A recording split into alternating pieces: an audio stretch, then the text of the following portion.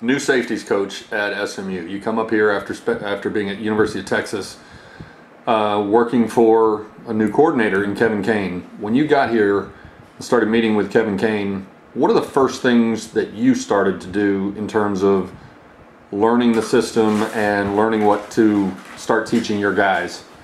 I think the first thing is just understanding it, because before you can teach anything, you got to master it. And football's football. There's only a certain amount of routes and blitzes and whatnot, but it's terminology. Being able to have a conversation, and what somebody might call smoke, somebody else calls burn. It's just terminology, learning that. And before you step in a room with kids, just like any teacher, you want to make sure you understand it. Otherwise, you get in there and there's gray areas. You might lose some street cred with the kids, however you say it. So that was the biggest deal, is trying to think the way he thinks, and then put terminology where him and I speak the same language, because that's important. Because if you've got one coach telling a kid this is called X, and another coach telling that same kid this is called Y, and they're the same thing, it's just lack of communication. So that was the first thing, getting in there and figuring our package out, what we want to call it, and then trying to figure it out and ask questions. So is there a lot of overlap with what you've coached before, or are you sort of going through some of the same learning curve that your players are? I think there's overlap, just because there's only a certain amount of things you can do, and then once you understand the terminology, football's football. There's A gap, B gap, C gap, guys pull, spill the ball, box it, whatnot. Once the terminology, I think it's faster grasp, just being in the business, like anything. The longer you do something, the more you make mistakes and learn from them. So I don't think it was as long as the kids, but there was definitely a little learning curve learning it. You played 4 years at Texas Tech as a wide receiver. You led the Big 12 in receptions your senior year. You earned some All-America honors from Sports Illustrated and Associated Press. And you started your coaching career coaching receivers. So how did it end up that you're now coaching on defense? It was one of the, I didn't know what I wanted to do. So I was playing football. I was lucky to be in a system. Coach Dykes was my coach. Playing in a system that was friendly for receivers, especially guys that weren't the fastest like myself. Did that, didn't know what I wanted to do. And then I went home, back to Dallas, coached high school, and then I realized that if I'm going to coach, I want to do an elite level. And funny enough, Coach Dykes got me a job at Cisco Junior College for John Parchman, the old Middle League head coach, came out of retirement. Went and ran a dorm, loved it, made no money, and then I went and GA'd at TCU on defense for Coach Patterson, and fell in love with defense. And truly believe you want to win a championship, you got to play good defense. Doesn't matter how you do it, different ways to skin a cat, but you got to be able to stop the run and play good defense. And fell in love with it, and Coach Patterson got me a coordinating job at D3 school before he hired me back, and fell in love with it and don't want to go back if hopefully can control it. How much did your playing career as a receiver help you as a defensive coach, since you know so well what the guys across the field are trying to do? I think it helps just because you know what they're getting taught. It's at first it was like Japanese, I didn't understand it. It's like foreign science learning, and then once you learn it, okay, this is why you're telling this defensive guy this, because the offense guy's getting told this. And once it's kind of one of those, once the light comes on, it clicks, you get it, just because you've been on the other side, what they've been telling those guys to look for, and now you're on the other side telling those guys what they're looking for. So it took a little time, but once it hit, and still like anybody, I've got stuff I can always learn just like anybody, but the light came on, it was fun, because you could tell the other side what the other side was thinking. Coach Patterson obviously is a defensive guy who has a background as a secondary coach himself. What are some of the things that you take away from your experience with him that have helped you in your evolution as a secondary coach? Just the knowledge. The stuff that I didn't know better, being a young grad assistant learning football, especially in defense, that not everybody teaches the way he teaches it with the rules, and there's not gray areas, because to play fast you can't be thinking.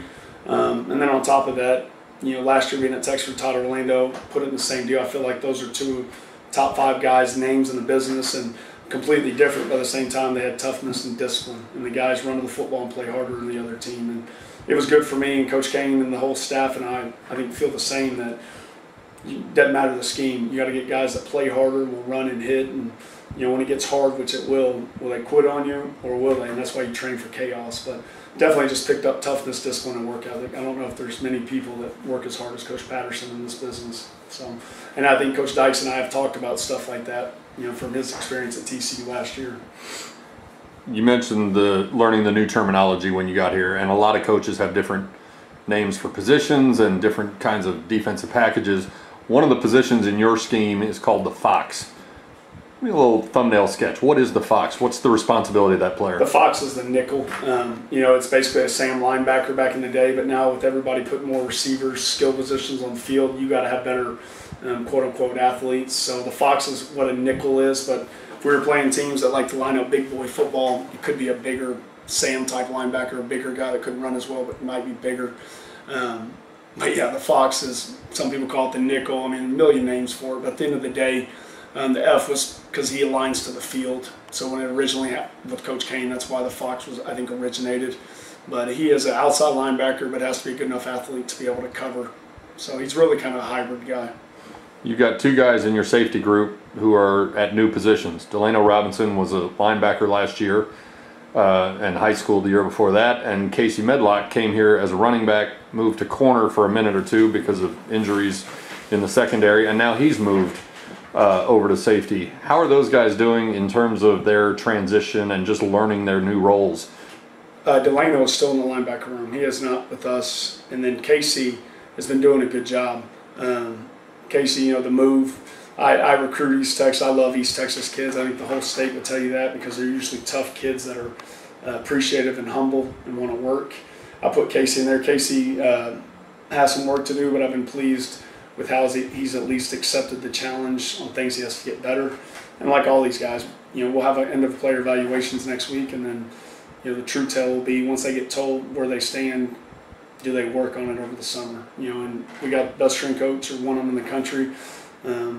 So he'll lead them water, and they got a drink, and then we'll see the result afterwards. But excited about Casey. It's not easy to switch positions and then go play a position where if you screw up, everybody sees it because it goes for 7. But excited about him, but he's got to make some big steps going forward.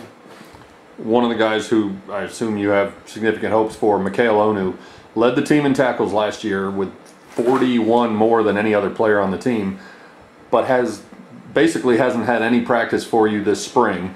How much have you been able to determine based on film of last year, and what sense do you get of how he's picking up your system being so limited in the spring because of injuries? The good thing about Ono is he's a smart kid. I think he's talking to Miss Lisa in academics. He's in probably the top 5 or 10% just up there academic-wise. So that helps when you don't get the reps, because I look over and he's a guy that's talking to somebody, explaining, or he'll come out to me and ask questions when he wasn't getting reps, which you appreciate as a coach because at least they care, which is, we always tell the guys in our room, it's 4 things. How tough are you, how much do you care, how hard do you work, and then do you produce? And the rest of it takes care of itself. And he falls in that. Film from last year, sometimes it's hard. You don't know if they're getting taught. But when you're productive, you're productive. But I'm excited about Onu, see what he can do. But the good thing is with him being a little limited, guys like Elijah. Elijah's had a great spring. Another East Texas kid that's tough and loves football.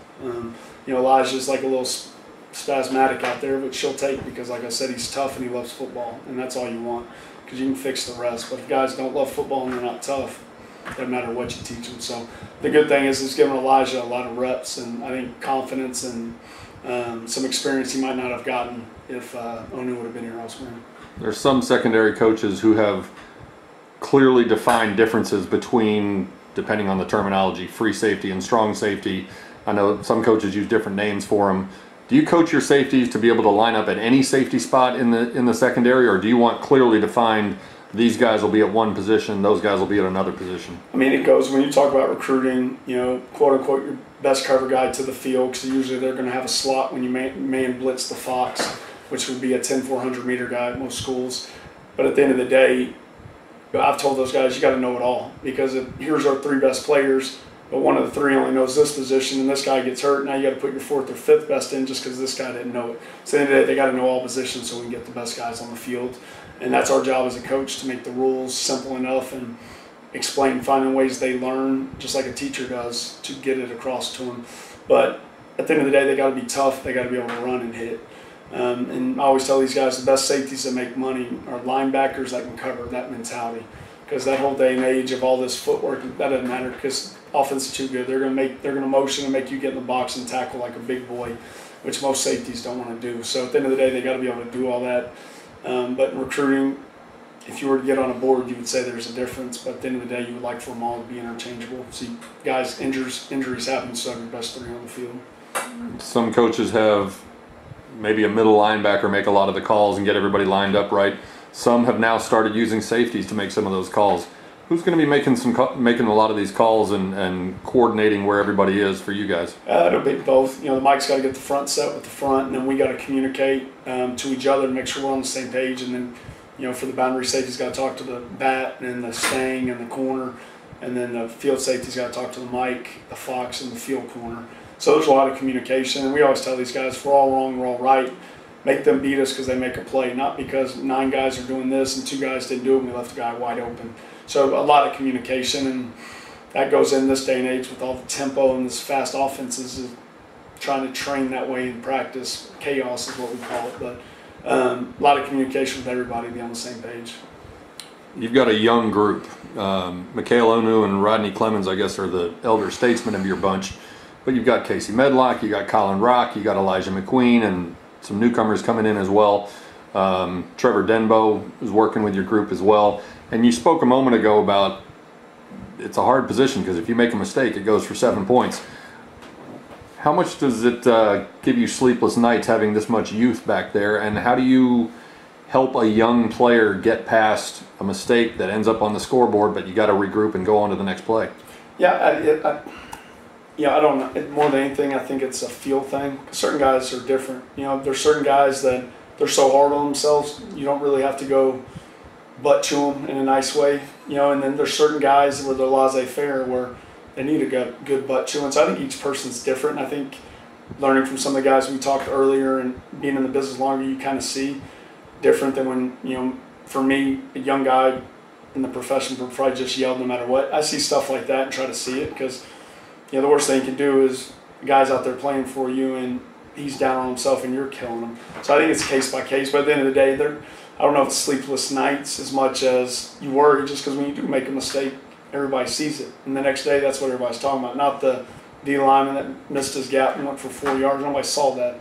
So those are the things. And the thing, this day and age with 7-on-7s, everybody wants to go do all this past fancy stuff. But when you go play big teams that win championships, we're going to have to come up and tackle big backs. And then more than anything, that's what gets me, because all summer you don't get that. And that's what I try to get in our head. That's why we hit sleds. Not many safeties do, but we're going to have to hit linemen. We're going to have to hit tight ends in the mouth and, sternum. So that's what keeps me up more than anything, the physical part of what we have to do, because you turn it down, it goes to the house. Along those lines of the physical part of what you have to do, Coach Dykes has mentioned many times since he got hired that he wants this team to get bigger and stronger. So I'll ask you the same thing I've asked some of the other assistant coaches. How much does that carry over to your position? Do you want your safeties to add significant size by August? And who's made notable changes for you in the weight room? I don't know if the weight room, just because I had never worked with these guys. I think for us, one of the things is length. I love Elijah and everything we said. Now, Elijah's deal coming out of high school, because I remember Matt Terrell was his height. Now, granted, I love the kid. So I think for us, it'll be more anything recruiting, maybe length. But if a kid can play, he can play. I think that's where you want length. But at the end of the day, we'll have to sit down as a staff and decide what's best for us. But we always say if you're going to miss, big guys beat little guys, so miss on a big guy. And then the other deal is take 2 little guys that can't help you on special teams. Playing receiver in some of those offenses, those guys can't go play wings on punt team. They can't go play fullbacks on kickoff return, where sometimes you need 6'2" bodies to do that. So those are conversations you have in a staff room where you got to make sure your numbers are right, but also you got to think about that stuff. And so it all goes in. But I think for us, more than anything big, we got to be able to run and get strong. And that's where college comes in. And then going forward, I think the only thing you'd see with us size-wise maybe in recruiting. But at the end of the day, if a 5'10" really good player wants to come, we're not probably going to pass up a 5'10" really good player. You mentioned recruiting. When you and the staff got hired, you had a very short window to get out on the road, put together a recruiting class. Recruiting for a school you'd never represented before. What kind of reception did you get out on the road from high school coaches as the new staff at SMU? Good. And I think the old staff, anytime you're a new staff, you don't want to come in and say anything, but I think the old staff, I think everybody knows that this is a much better job than before the old staff came here. So that was a positive. And then, obviously Coach Dykes' name in the state. I grew up, played here, recruited this area for 10 plus years.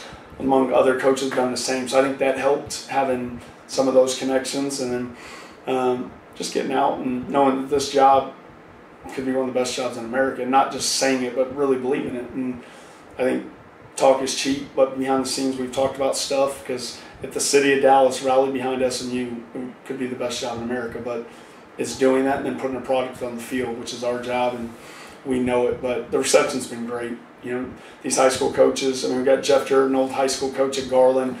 Josh Martin, his dad's now the president of Texas High School Association, practice. Guys like that, I practice every day. And then getting, you know, Dallas where they feel comfortable here, where, you know, you get the guys, the stars, quote unquote, here, stuff like that, just doing it, and it's a work in progress. But I think the reception's been unbelievable, and I'll say this, the support here from the administration to yourself to everybody, it's been off the chart, and that's honest. Being in a small private school, sometimes you got to go to other places, big public schools, to realize how good it is here, where it takes one phone call and people can help you, then being at a huge public school where it takes 10 calls in 2 weeks to get something done.